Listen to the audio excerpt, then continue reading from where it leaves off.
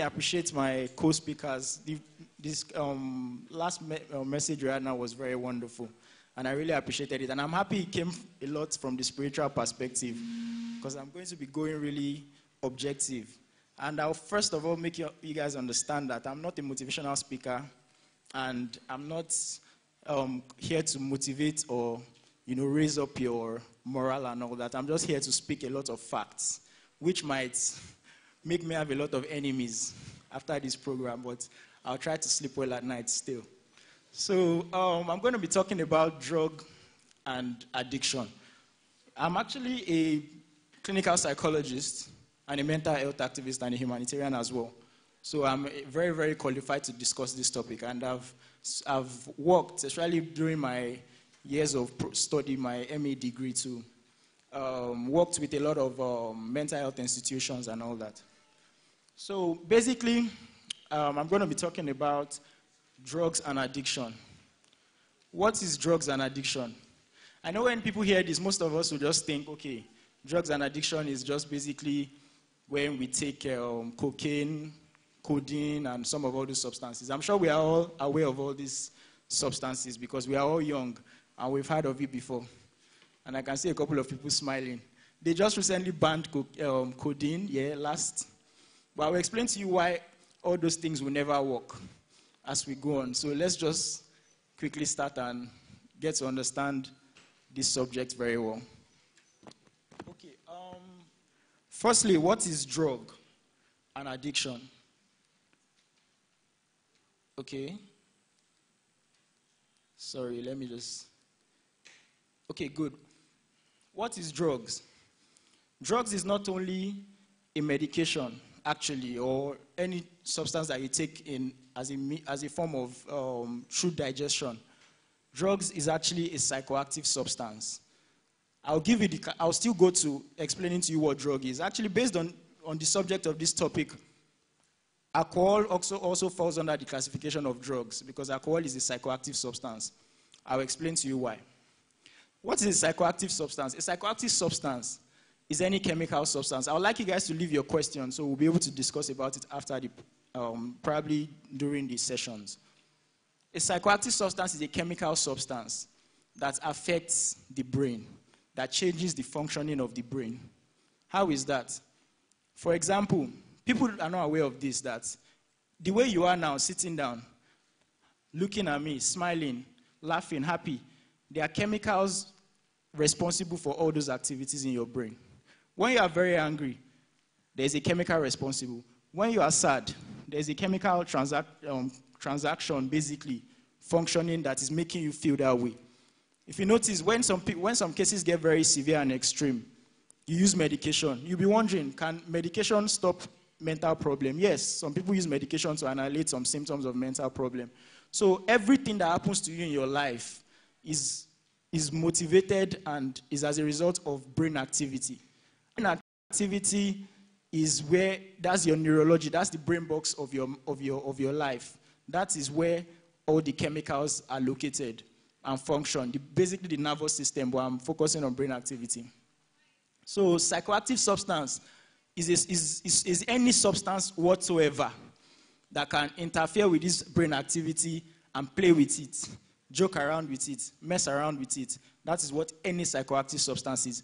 Codeine is involved, caffeine, coffee. Sorry, don't let me use the scientific term so we can all get to relate. Caffeine is also a psychoactive substance. What else? Even nicotine found in cigarettes is a psychoactive substance. So when you take this substance, what they do is they go to the brain, instead of regulating the dopamine like your brain is doing normally, they are changing the functioning of how it works in the brain. So they are creating an alter effect. But as we go on, I'll explain more. So, yes, psychoactive substance, like I was saying, is a substance that affects the chemicals in your brain. And what do the chemicals in your brain, when they're affected, what happens? They change the chemical composition of your brain, and they change your behavior. Why? Because everything you do is based on the functions and activities of your brain. Let me explain something to you. Most times, people assume that when you take alcohol, you are motivated, right? You want to talk to somebody, you take alcohol, you feel confident. So you actually assume alcohol is a stimulant, but alcohol is not really a stimulant. It falls under the depressant class of substance, of psychoactive substance. Alcohol actually depresses you. It doesn't make you confident. But the illusion you have when you are depressed or when you are feeling confident is because every activity in your brain and your body is subdued and slowed down. So the part of the brain that is responsible for feeling of threat has been suppressed. So when you are now confident, you are not really confident, but you are less scared. You understand? That's why if you notice the rate of drunken accident or stuff like that has become very high. Or it's always been very high, because most times when you are high, you are not even afraid of death in a way, because that feeling of the part of the brain, fight or flight instinct, has been subdued. So you feel very confident to do anything. So that's how psychoactive substances affect your behavior. They change your behavior, make you behave in irregular ways and ways that you will not behave normally. And that is why many young people now prefer to take substances to do some things, or when they find themselves in some situations that they cannot control, or they feel is too emotionally ambiguous. So now people assume when we ask where is the mind, if I ask, okay, sorry, you can tell me where the mind is. Okay, thank you. Anybody else? You are walking outside and you hit your head, and the part responsible for transmission of information is affected. You literally be seeing images that are not there. And someone will tell you are mad and you want to slap the person that I know what I'm seeing. And that's what they call visual hallucination. There are various kinds of hallucination. It can affect the ears. There's auditory hallucination. You are hearing voices. But that's an extreme case of mental illness. They call it schizophrenia. That's one of the severe cases. But everybody, that's why I do a lot of mental health awareness. Everybody is susceptible to these kind of things. Mental illness, depression, all those things can happen to anybody. So you don't judge people. It's just as common as malaria and various other kinds of biological or neurological problems or disorders. So basically, your mind is in your brain and is responsible for everything you do: happiness, sadness, activity, eating, all those things. Your brain and your mind functions together to make these things work. Now, this is the very interesting part. I'll try to rush because I have limited time. Reason for substance use. A lot of people will tell you, your parents, your mom, your dad, your auntie, your uncle, don't join bad gang. It's bad gang that is the reason for substance use. Bad friends, all those things. But let me be very sincere with you. Every human being on this planet has a form of addiction. A form of addiction. What you do when you are using a substance is you are self-medicating. I'll get there. You have a problem, you have an emotional issue, you have an emotional distress. You are medicating yourself. You are giving yourself drug to annihilate that pain, that emotional stress, that pressure. Some people that when maybe you have an issue at home and you cannot, it becomes too heavy for your emotion to handle. And the human being, naturally, we are very of itself. So when we go through a traumatic experience or a stressor in life, we look for something. We seek a way to annihilate that pressure or that distress. So it's not only, let me use the word only, availability of drugs or substances that causes substance use disorder. Actually, in psychology, we don't call it drug, we call it substance use disorder, because alcohol and various other substances are classified under substance use disorder as well. So it's not only the availability of this substance that causes reason for substance use or drug addiction, let me put it that way. It's also majorly, what you should focus on is self-medication. Why? Like I was saying, when they actually banned the use of codeine that I saw on social media, I was just laughing. Because I know a client that he didn't have drugs to use. He was so distressed. He had to start sniffing toilets. Have you seen that before? He was sniffing toilets to get a form of high. You know that this one's problem is not substance. It's psychological. He needs to see a therapist. Abi? So that's the truth about it. It is not only availability of drug. If there's no codeine, what will someone else go and use? They will go and look for something to use. Nigeria is very funny. Banning codeine will not solve the problem. Anyways, now, okay. Then, yeah, like I was saying, what makes us go through or use any substance, engage in any form of addiction, is because of emotional distress. Really, that's the major cause. Even at least the early stage, before it becomes an addiction. Because when you take substances to a particular level, the body starts becoming dependent naturally. It's called drug dependence. Your body, the chemicals in your body will not function normally until they have that chemical substance in it. That's why you start experiencing withdrawal symptoms, drug dependency, all those things, all those feelings you have when the drug is missing. But that is along the line when you've gone far with the substance use. It doesn't happen at the beginning. What pushes someone to do something at the beginning? What even pushes someone to go and join the bad gang that they went to go and join to take those substances is because of what they go through or what they've gone through at home, at school, or any other aspect of their life that pushes them to go and do this. And using this substance is actually a cry for help. You know, when you are dealing with children in child psychology, children have various ways to communicate. And that thing applies to everybody as well. We communicate through different strategies. Some people, if they are going through pain, they have a way they express themselves. A child that is weak, that is naughty in school, or is causing fight, and they're always calling their house, my child is this, my child is that, most times is a cry for help. They are not stubborn children. You don't beat them. You try to find out what is wrong with them. Some of them have seen their parents fighting at home. Some of them have seen maybe they are being bullied in school. And the defense they are using, as a human being, we try to protect ourselves. We use a defense mechanism. And that is the outcome of their behavior. We are a product of our experiences. Whatever we do sits somewhere. It's like a seed waiting to germinate. Nobody is an island, and isolated mentally and emotionally. And now, we've left the understanding what substance use and understanding what drug and substance is. So based on this conversation we are having, I classified substance use and drug under the same category because we are not only talking about drugs, we are talking about various kinds of substance. And now we are going to addiction. Like I said, addiction is a coping mechanism that has turned to an habit.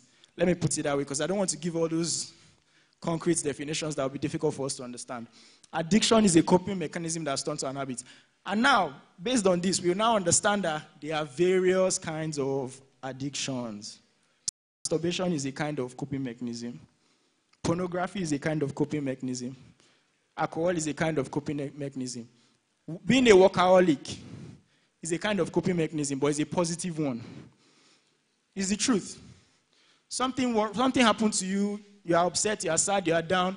The next thing, you just enter your car. You don't want to be in the house because maybe your husband is abusive. You just want to go and work, morning till night. You are bringing money, you are making a lot of money, you are comfortable, you are happy in your mind, but something is missing. You are self-medicating for a problem. And that is one of the positive ways of coping with your problems, but there's still a problem. You should still see a professional, but I'll still get to that. So I've mentioned all the kinds of addictions we have actually. Drinking, self-medication, and you get sober again. After you use after self-medicate, you still get sober. So it means substance use or any form of addiction is actually a temporary problem to a permanent solution. Abi? Because the problem does not go away. When you take alcohol now, in an attempt to annihilate whatever you are going through, the problem will still be there when you get sober. Have hangover, Abi.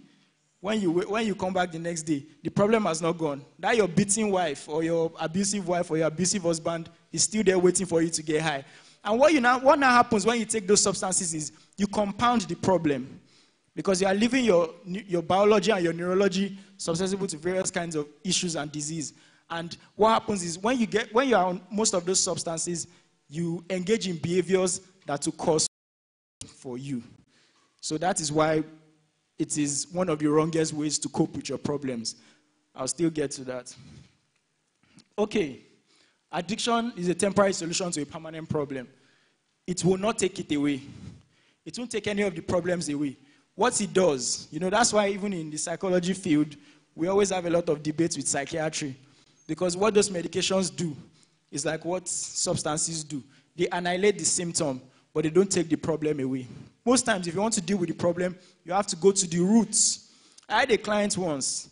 Hope everybody is of age. This lady was having issues in her marriage because she could not have sex in her marriage. She went to hospital, they did everything. She's not a virgin, but there could not be any form of penetration because she just could not. But you've gone to hospital, no problem. Gone to Baba, herbalist, no problem. But nobody could penetrate. So what the doctor did was, the doctor actually made her to subdue that. What do they call this thing? What do they call it? No, they actually, an injection to, I've forgotten the word. Not even that. Sedate. Thank you very much. They sedated her. Sorry. And they found out that when she was asleep, there could be penetration. And when she was awake, there could not be penetration. It was like there was a force field. You all that watch video games know that there was a force field there. And they had tried everything. When they brought her to me, I understood because it's in the DSM. That's something, even me, I cannot deal with that kind of thing. And as a professional, if you can't deal with something, you refer them to Oga. This is a serious problem. I cannot handle it. And we now found out, when I was taking her history, solved the problem. When she was small, I think you've had this case. When she was small, her mom and her dad, they used to beat themselves. So one day when she woke up in the morning, her dad had beaten her mom, blue, black. And next thing, she went into the room and saw them having sex. That was the end of her sex life. It had damaged something. And she was about 2 years old. And we are talking about 30 years later. 30 years later, she could not have any form of sexual activity. And that is how powerful the mind is. You have to protect your mind. This brain, this mind, whatever you put inside, whatever you see, even if it's 15 years before, if you can't even remember, it's like a seed you are planting, waiting to germinate, positive or negative. The mind is very, very delicate. You have to be very, very sensitive to what goes into your mind. That's why you have to really, really protect your mind. So, yeah.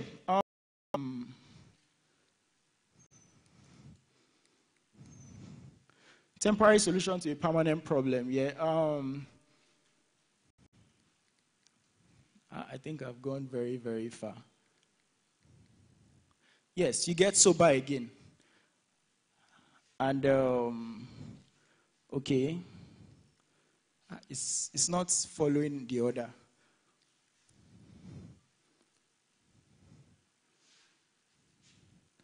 Let me see. Okay, now, let's go to tips to quit an addiction. Tips to quit an addiction.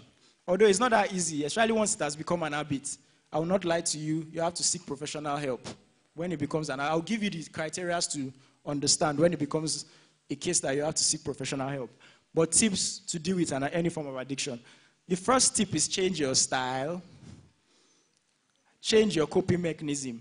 The first tip. Because let's not lie to you. Let me not lie to you. If you are addicted to alcohol or marijuana or cannabis or nicotine or any of those things, and you want to change, you cannot remove that coping style. There is no way. You keep relapsing. You have to substitute it for something else. You have to substitute. And the negative thing about these substances is that because of where it's affecting, there is a very, very negative long-term effect.